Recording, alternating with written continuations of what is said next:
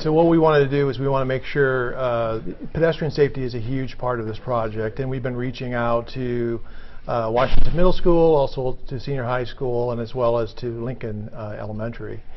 And we're going to have a couple of sessions coming up in August before school starts, kind of their locker room night that they have at the middle school, meeting with the population of kids that are there and are coming in, and parents, and letting them know, what the roundabout is, how you should properly cross those crosswalks, and that kind of thing, and talking about kind of extending out your arm and assertively walking across those crosswalks. But making eye contact is important. So we really want to make sure that kids, when they're crossing, they're not distracted, they're not on their cell phone. Make eye contact with the driver, and then cross when safe.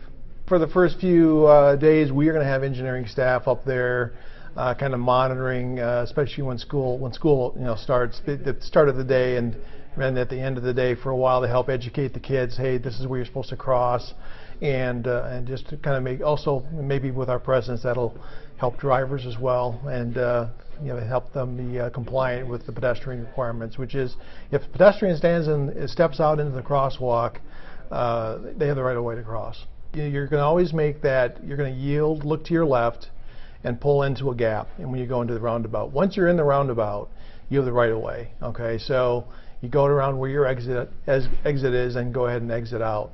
But there's plenty of advanced signage to tell you here you're coming to a roundabout. You yield to pedestrians, or signs that will warn you to deal with the pedestrian first. You'll get up to the yield line to get in the roundabout. If it's clear, you just pull in and go to your exit and pull out. And they should be fairly straightforward single lane roundabout, so it shouldn't be terribly difficult. People today can actually drive it. It is under construction, but really most of the elements of that roundabout are in place, and it is moving with circulating traffic.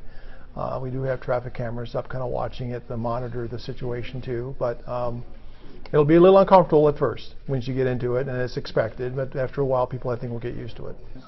I thought the information was good, and the brochures showed a lot, and I'm used to the roundabouts from when I was in the Navy in California, so it's simple for me. I used it the other night, both ways. And how'd it go? It went fine. I didn't have any problem at all. I would say to relax and drive normal. The pedestrians, it sounds like they will be very well taken care of if they stay in the crosswalk and they extend their arm. That is an indication to any drivers that they have to yield to that person. I think this will be much better than what we have presently. How so? The 5-lane intersection that's there right now is very confusing. Try it during non-busy times of the day first, and I think they'll get more used to it as time goes by.